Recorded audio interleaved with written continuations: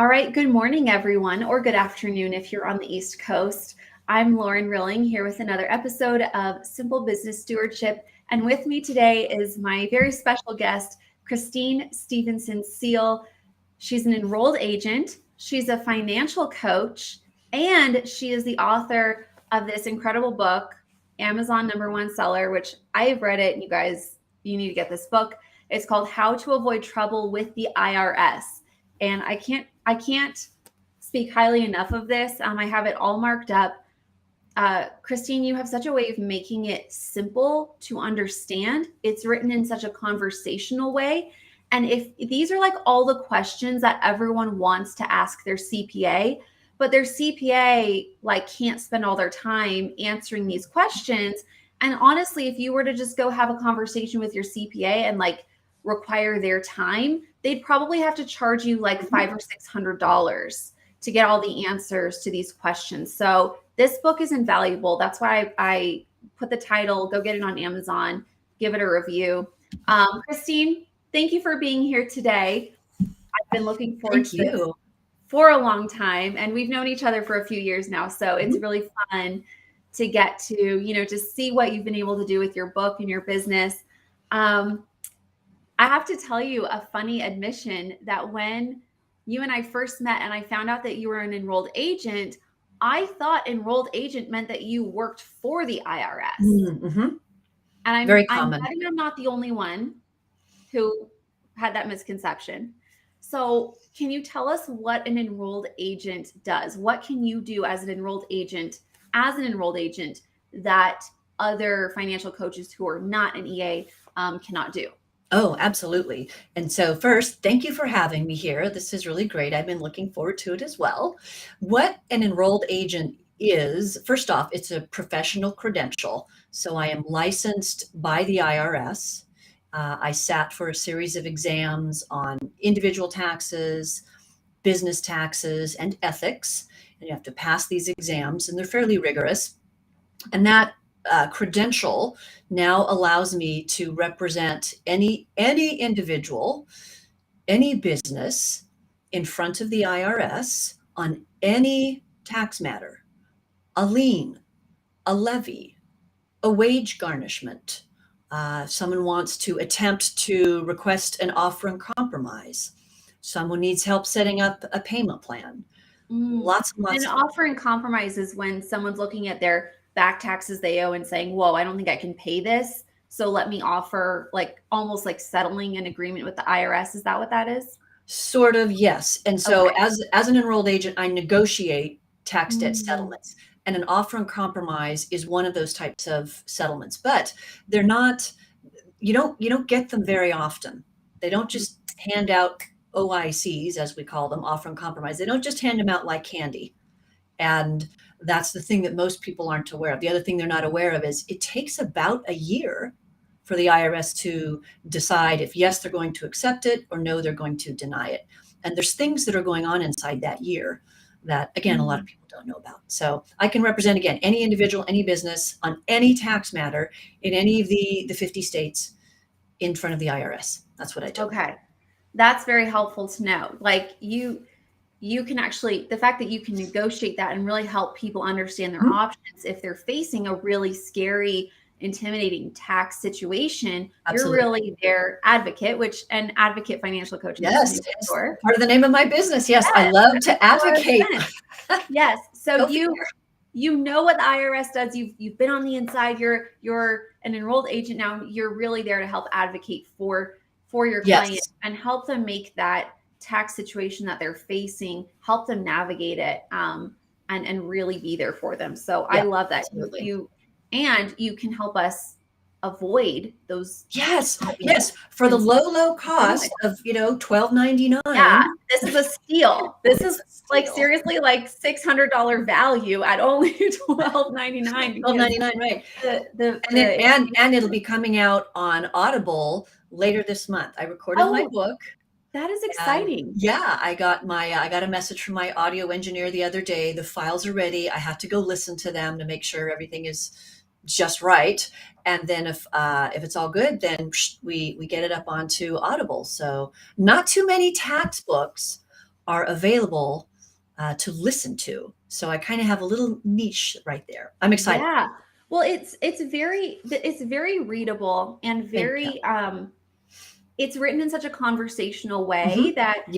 I can imagine that it would read, if you're listening to it very easily, that you would still really get all the information as you would if you were reading it on paperback. So I'm excited to hear that that is going to be an option for people.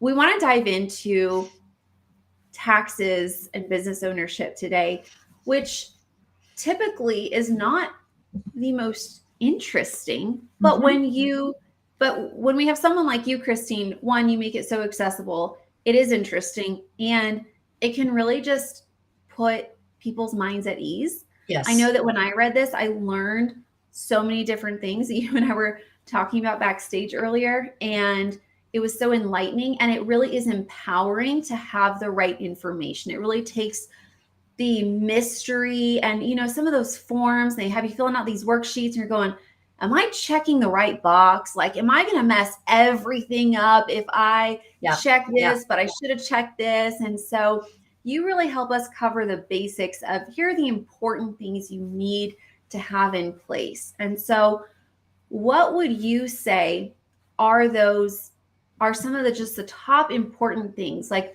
I'm sure you see a lot of people who have made mistakes, and so what is just something that comes to mind is, hey, if nothing else, do this, start here if you're trying to get your taxes under control and trying to create a good system for handling your taxes as a business owner.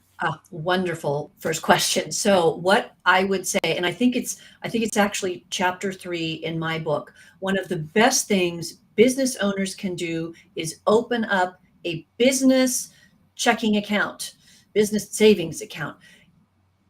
Don't commingle your personal income with your business income. I would have to say, honestly, that's like the number one thing that I see is people are pouring their business income into their personal checking account. That's commingling and it's not good. You can get in trouble with the IRS. Separate out your business money and then pay yourself from your business money into your personal account.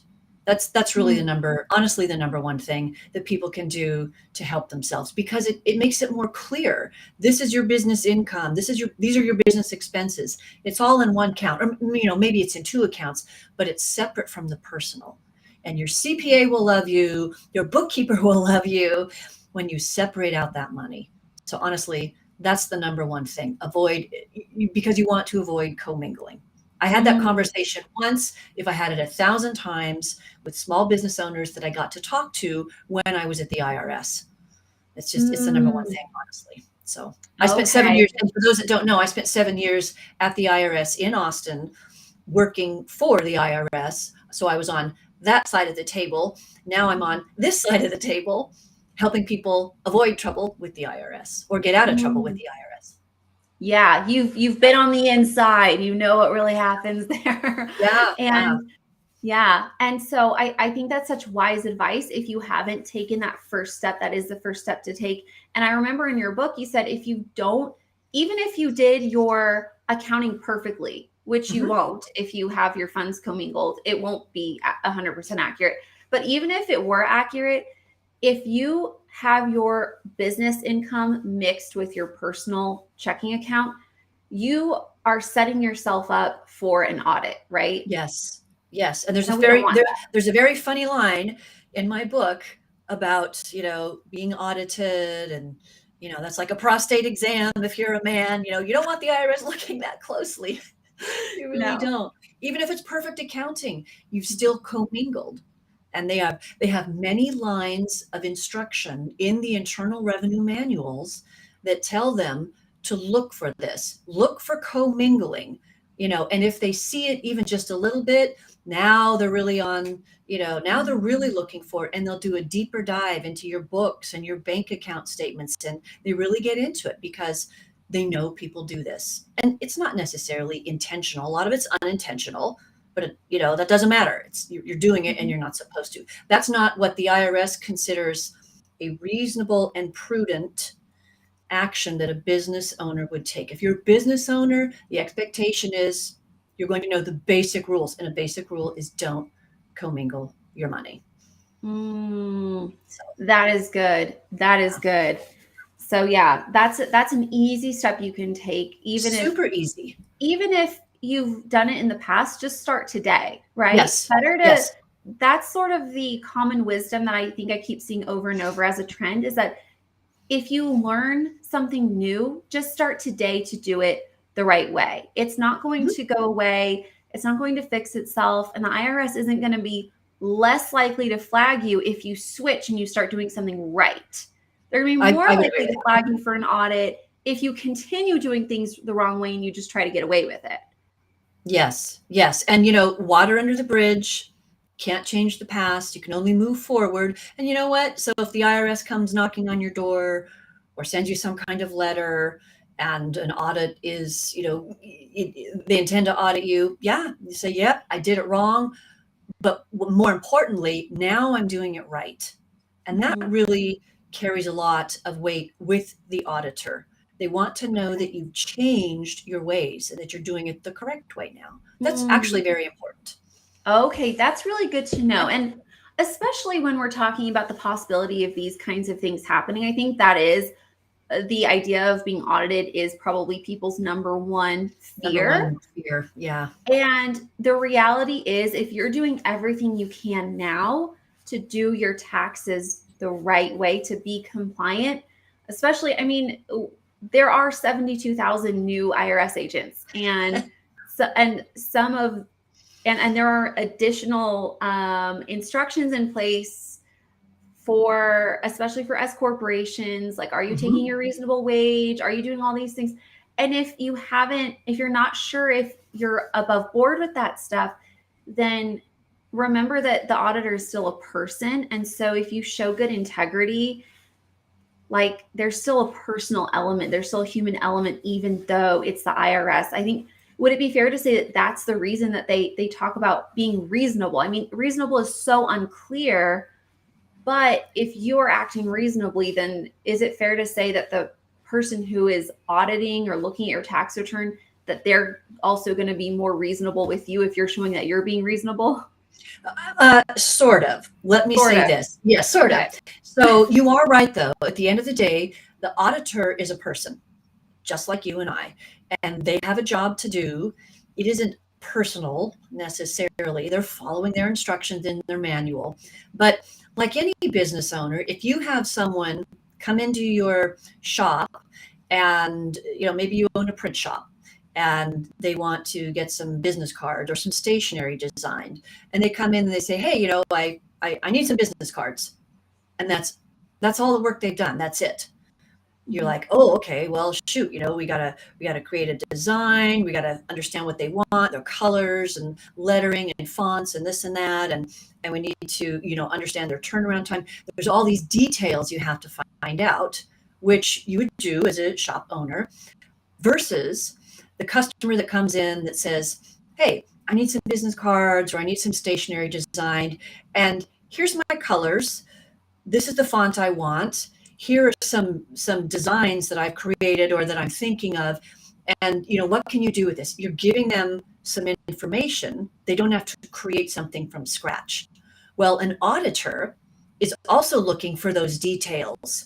If you just, you know, go to your audit and you kind of have a mess of financial statements and you got to shuffle around and look at your paperwork and figure out what's what, versus you've got things tagged, highlighted.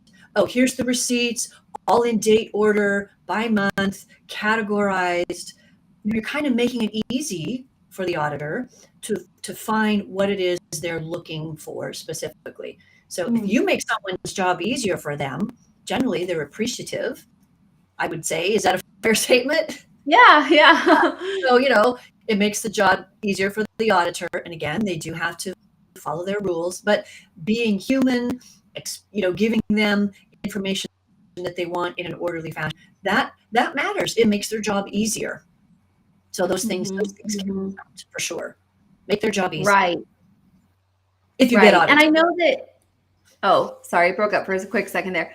That's a really good point. Yes, there's procedure and stuff. And, I don't want to spend too much time on like what if not it happens, because we're trying to talk about how to avoid that situation to begin Yes. with. But, I know Dave Ramsey likes to joke that the IRS is really the KGB.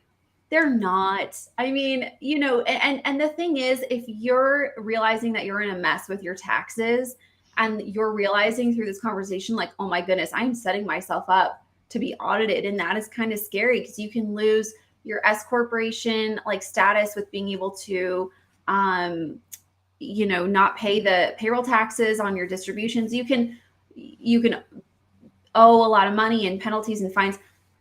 Don't worry so much about that. If you need to get help to get your taxes straightened out, just reach out to someone like Kristine or to a Yes. CPA or to a tax lawyer, to a coach who can connect you with the right resources. Like, we're not here to judge you or you're not going to get a slap on the wrist. We're here to help you make sure that your business is growing profitably and that you're tax compliant and staying out of trouble with the IRS. Yes. So Yes.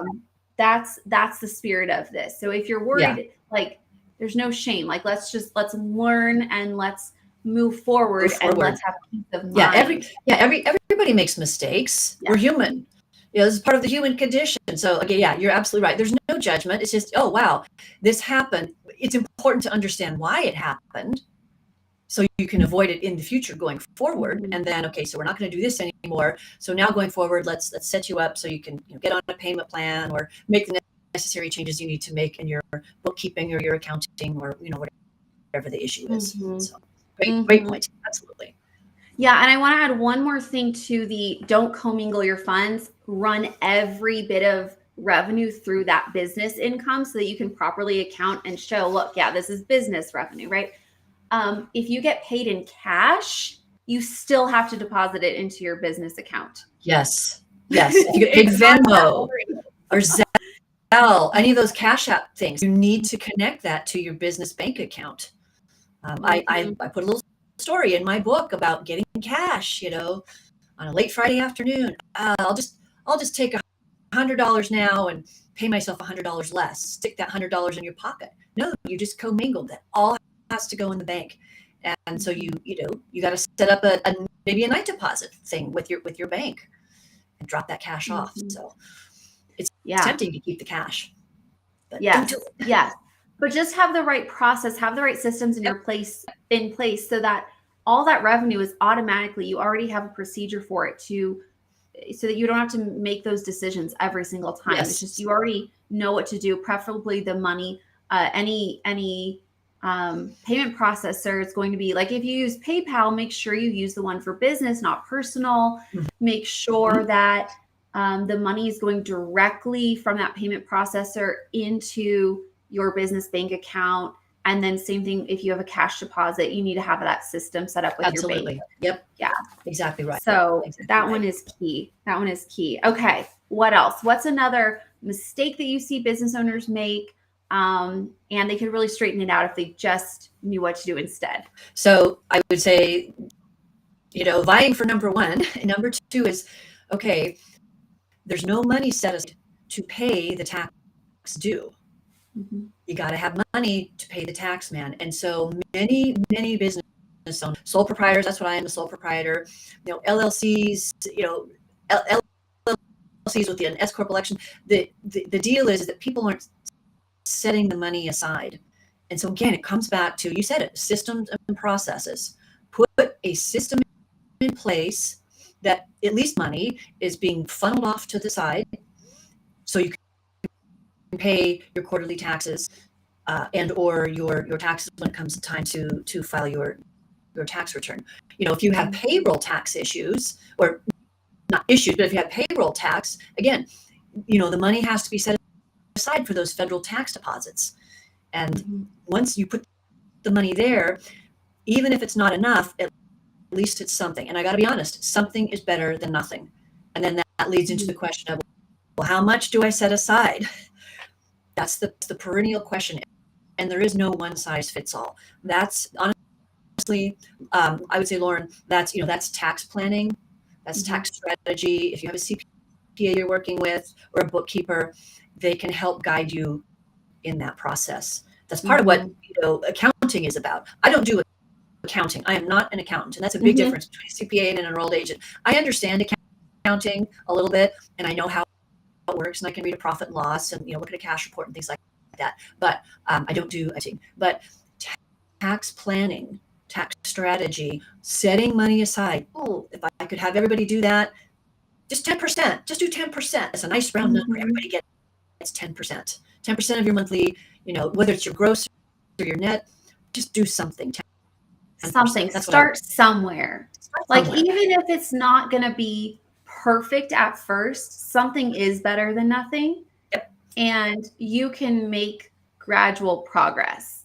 Yes. I think is a really important key. Don't feel like there's nothing you can do if you are looking at your tax bill from your 2021 taxes and going, oh, shoot, 2022 taxes are just around the corner. I mean, I know technically it's 6 months, but it's pretty much just around the corner because you're going to be needing to file in a couple months here and stuff.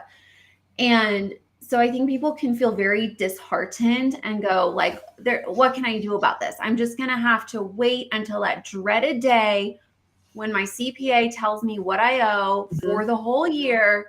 And then I don't know how I'm going to cover it. Hopefully I can increase my revenue or something. That's the strategy that I see a lot of people use. And it's obviously that's not an effective strategy, but they don't always know what else to do. So if you can start even with 5%, 10%, and then like in Profit First, they recommend 15%. And it really does depend on your specific business and your industry, what that precise percentage is going to be. So I love that you throw out 10% as, here's a great starting point. If you just take that off the top of your revenue, then and set it aside, that is going to help you get probably 90% of the way there with covering your taxes. So it'll be a lot. You can automatically reduce your stress around taxes, maintain better control of your cash flow in your business, and tax time is going to be just hey, sign the tax return, move on with your life. And that's what we really want. Yeah, a lot less stressful. And here's the other question I kind of get sometimes. The follow-on question is, well, what if I don't need all that money that I set aside?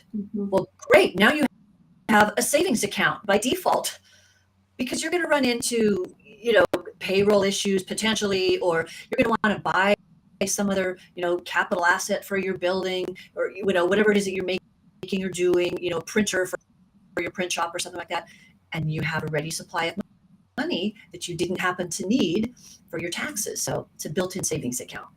Yes, that is excellent. Yeah, don't be afraid of over saving for taxes, especially in that first year. And then if you need to recalibrate and you need to adjust down, that's not a bad problem to have. It's at the end of the day, it'll just be more profit.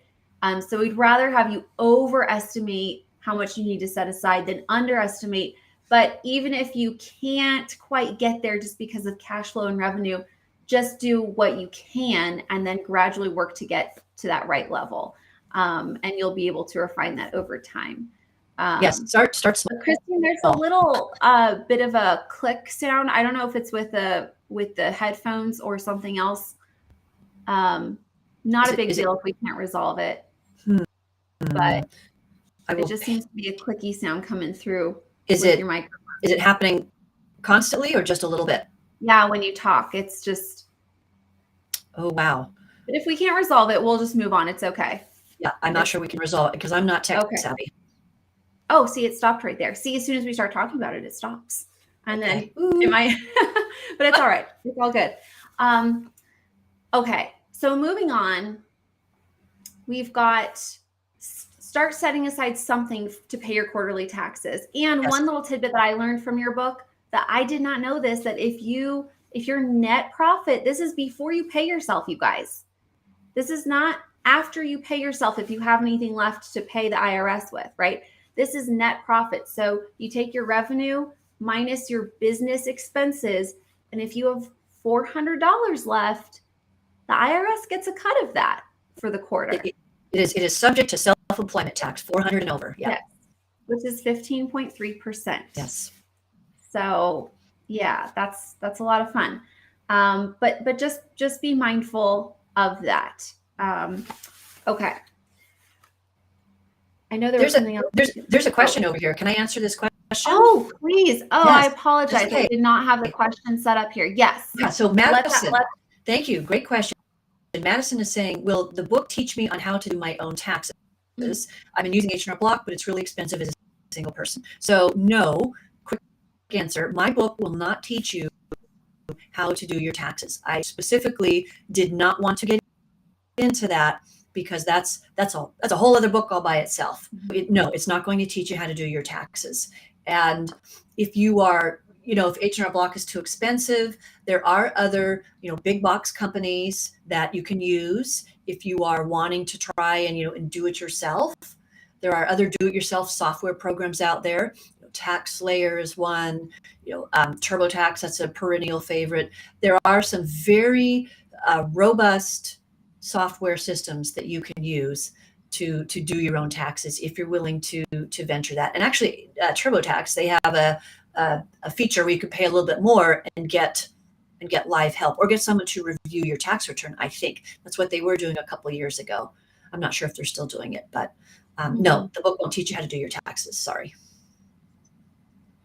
It does, however, I noticed, I thought you did a great job of sharing some of the pros and cons of doing it yourself versus hiring someone, and Yeah. how, if you have certain circumstances, either personally or in your business, how it really makes sense to hire someone to make sure things are done right. And I'm a big fan of that, mostly because I just don't like doing taxes. So there's an element of it's worth it to me to pay someone else just because it's dreadful. Like, I don't like doing paperwork, Yeah. right? Honestly, that's a good enough reason in and of itself. But also, if you have if any of the circumstances in what Kristine writes about apply to you, then really consider hiring a professional. But that doesn't mean that everyone has to go spend the money to hire a CPA. Right. Yeah, absolutely not. TurboTax or something is totally fine for a lot of people. So it really is individual. Yes. And so, Madison, here's a suggestion for you. I don't know if you want to do this or not, but if you could maybe, set $50 aside every month, and for 12 months, you'd have $600 that you could take with you to pay. I'm assuming it's less than $600. I'm just throwing that number out. But, for H&R Block, if you save a little bit of money, then you'd have it there ready to go to pay the tax bill for H&R Block. So just a thought, just a suggestion. Yeah, it's great to incorporate, if you are going to use a CPA or a tax attorney or, some sort of tax preparer, put that in your business budget and just calculate out, okay, across 12 months, what would that be as a monthly expense, so that It's not sort of like this extra thing you have to tack on, every year. And you talk about the importance of having a business budget, Kristine. Yes. How does that relate to taxes?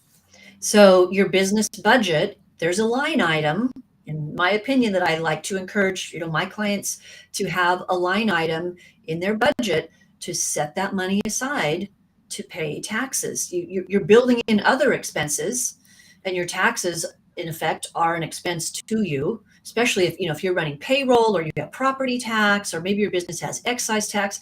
Business owners have 5 or 6 or 7 different types of tax, state tax, self-employment, unemployment taxes, all this stuff.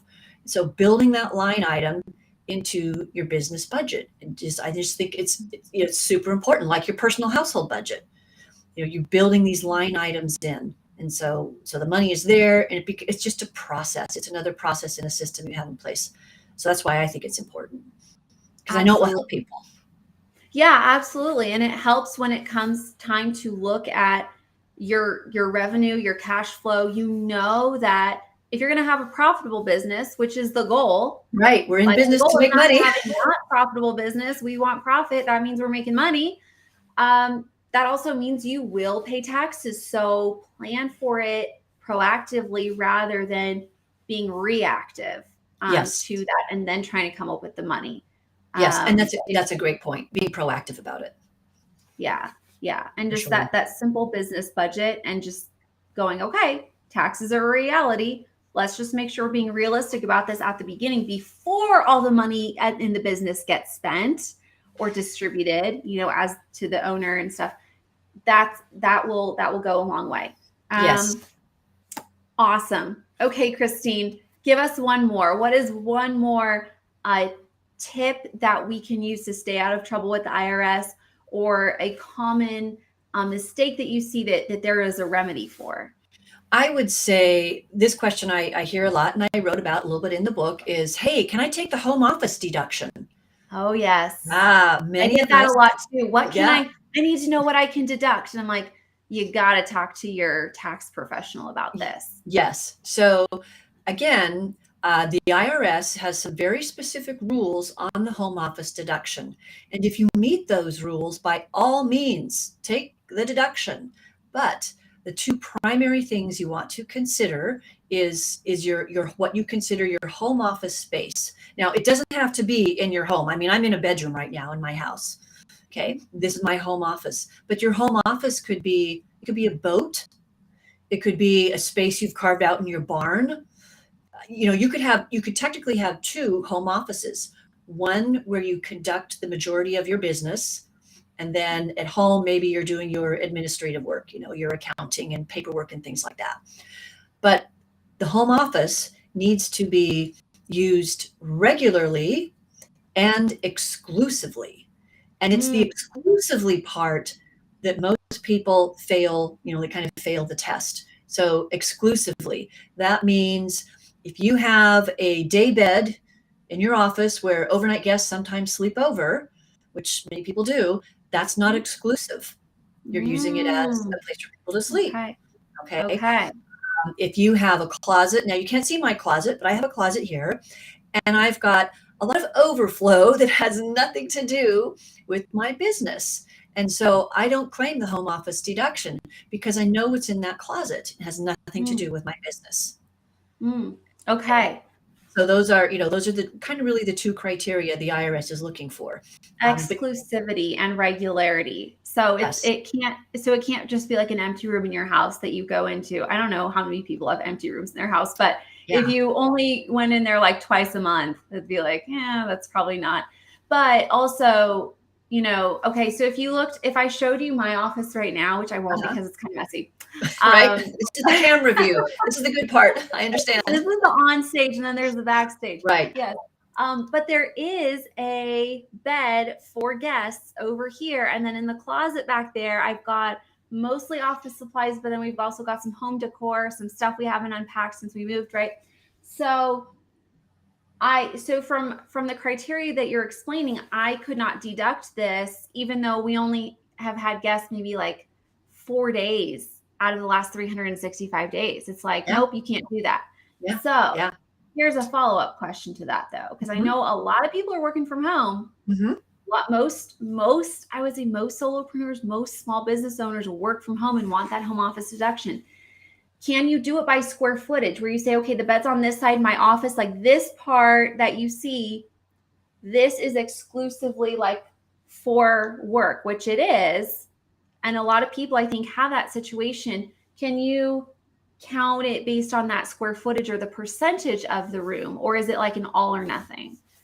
Well, you're kind of splitting hairs a little bit. Okay. And so here's kind of a test that I might say. Again, we get back to reasonable and prudent. Mm-hmm. If a reasonable and prudent person walked in off the street and looked at the area that you call your home office, are they going to see a home office? Or are they going to see, well, here's a room and they've divided it in half so people can sleep on this side, and I guess there's some business or something going on the other side. But then also what's going on in the closet, Mm-hmm. all these other considerations. So it's kind of splitting hairs a little bit. And I personally would not be comfortable if you were my tax client, Lauren, and you came to me and Mm-hmm. this is the situation. I Mm-hmm. would honestly be hesitant. Say, Mm-hmm. I don't think I'd recommend that. I understand what you're trying to do, and I see Mm-hmm. the logic of it, but I don't think I'd be comfortable using that as a home office deduction, because it's a temporary thing. You could pull down that, temporary screen or whatever it is that you're putting up, and so it's a little iffy. And I tend to be conservative, I got to be honest, with, the rules and the regs. So I would be hesitant to include that. There may be other CPAs that are, fine, no problem. So it's a little nebulous there, and I just tend to be cautious. No, that's helpful though, because when we talk about words like reasonable, exclusive, regular, that is hard to understand. And so it's good to know that there might be different opinions. It's not always cut and dry, but it's good to know, okay, this is a little bit more on the conservative side. You're putting or if you do take that deduction, know that you're putting yourself at a little bit of risk. There are some people who are comfortable with it and they think it's totally fine. Right. There are some people who are not. And these are really good conversations to have with your tax professional. They have a lot of insight. But if you don't ask, they might not think to initiate that conversation. So be the one to initiate those conversations so that when it comes to what you can and can't deduct, like your home office, you want to be really well informed and really well educated. And just like Kristine has given us such a depth of insight, that's what you're really looking for. You really want someone to teach you and help you understand, so that you are in control of your taxes. And it honestly just makes the whole thing so much less intimidating, and so much easier to navigate when you have, someone like Kristine who is candid and knowledgeable and like, okay, she's gonna shoot it to me straight. It might not be what I want to hear. I want to deduct my home office. I'm gonna have to talk with my husband about moving the guest bed into the basement now. So, and there are two ways to do it. The IRS gives you a standard square footage amount, or you can calculate the square footage of the space in your room as it regards to the rest of your house. So that was kind of the other part of your question. But the main question is it regular and exclusive? Yes, exactly. And how that gets interpreted. Okay. Very good. Well, yeah, that is a big question that gets asked a lot. So thank you for covering that. Yeah. Wonderful. Okay, Kristine, anything else? I know tax policy is something that is constantly changing. Yes. Just all the time. Yes. Is there anything else that you would like to make sure that we are staying on top of, informed of? Anything that we really need to know moving into the end of 2022? Anything to keep on our radar, or anything we should know for our businesses? Well, most of us, October 17th, deadline is coming up here. If you haven't filed your return, make sure that's been going on, or that you're prepared to file that. But in terms of, our 2021 issues are pretty much gone. 2022, there were a lot of breaks and things that we got between the Tax Cuts and Jobs Act and the pandemic issues. Those are pretty much past. The only other big thing I might add is the recent FinCEN, the financial, I can't remember the acronym for FinCEN is the acronym. It's the Financial Crimes Enforcement Branch of the U.S. Treasury Department. Ooh, that's a big one to remember. They came out, and it's applicable to many, many business owners, which is why I mentioned it. They came out with what's called a final ruling on September 29th. So, just last week, and they're going to require certain businesses, such as, trusts, corporations, limited liability companies, limited partnerships. There's quite a few that fall into this category. It's a reporting requirement for people that have primary control over the business, or they have a lot of authority with the business, or they have an equity of 25% or more equity interest in the company. Okay. They are now include single member LLCs? It does not.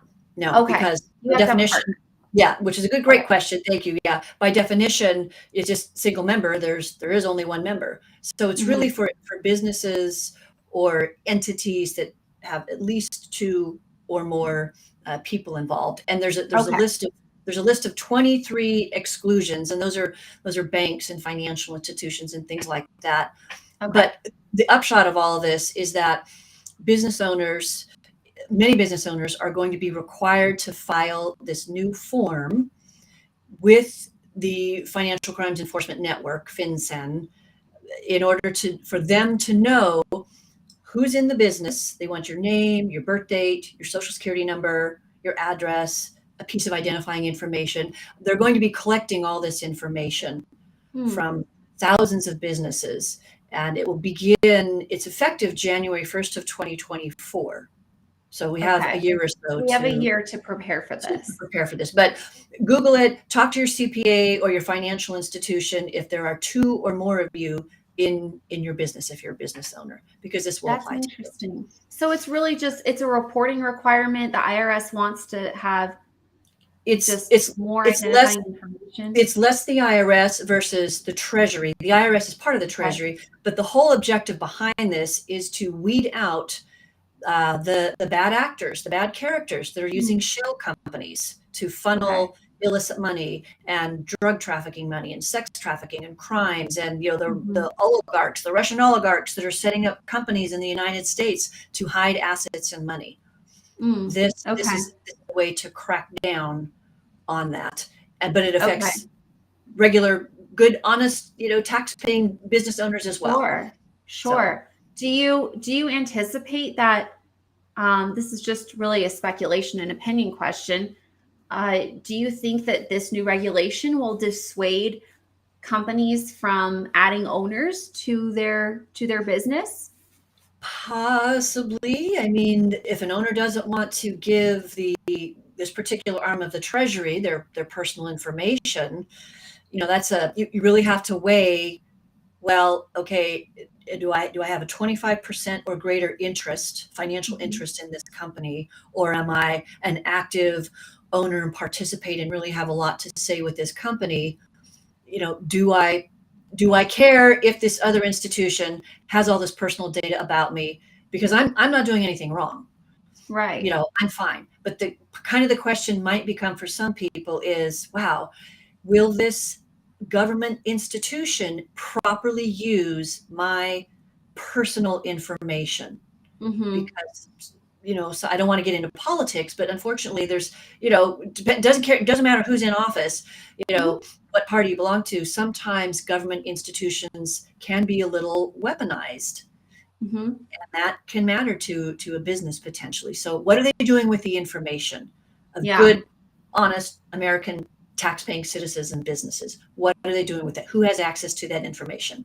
That kind of bothers me a little bit. So yeah, those are valid questions to ask, and it's going to be a personal decision, and personal and business decision, right? It's as to what direction you take your company in, and you're going to have to weigh the pros and cons. And thankfully, we have a year to really sort of see where this goes and figure that out. So it's just a good thing to be aware of. So thank you for bringing that to our attention, because as we are making decisions, a lot of businesses are growing right now. We have so much talk about recession and everything, but the reality is that if you are managing your cash flow well, you're finding a way to provide value in the marketplace, your business will grow. So your business is needed. Yes. The need for goods and services does not go away. Even in a recession. Recession just means the economy shrinking. I could get on a whole soapbox that's unrelated, so I won't do that. I know, it's so easy to do. All that to say, it's very important to, as your company continues to grow, to be on the forefront of these kinds of issues like the one Kristine brought up. That is something I did not know about, right? It doesn't affect you until 2024, but you don't want to find out about it after the fact. You want to be armed with the information so that you can intentionally plan and grow your business according to how you want it to grow. Absolutely. So that's what we're all about. So Kristine, thank you so much for this. Has been so valuable. And if people will follow your really wise advice to not commingle funds, make sure you have a separate business account, to make sure you're on top of paying those quarterlies, and to use a budget so that you can really make sure that you're setting aside the appropriate amount of money for taxes, you're going to be okay, I think, is the bottom line. Yes, I would agree with that. Yes, absolutely. Thank you for Excellent. having me. This has been great. I really appreciate Oh, this. thank you so much. I've been looking forward to having you on for a long time, so I hope you'll come back soon. I would Everyone, love make to. sure you grab your copy of How to Avoid Trouble with the IRS. It is a quick read. It's not a long read, but I think it packs in a substantial amount of very valuable information in a concise and interesting to read way. So you really found that sweet spot with this book. Thank you. So I can't recommend this highly enough. You guys go grab a copy on Amazon. Kristine, thanks again, and I hope you'll join us again soon. Absolutely. Thanks, Lauren.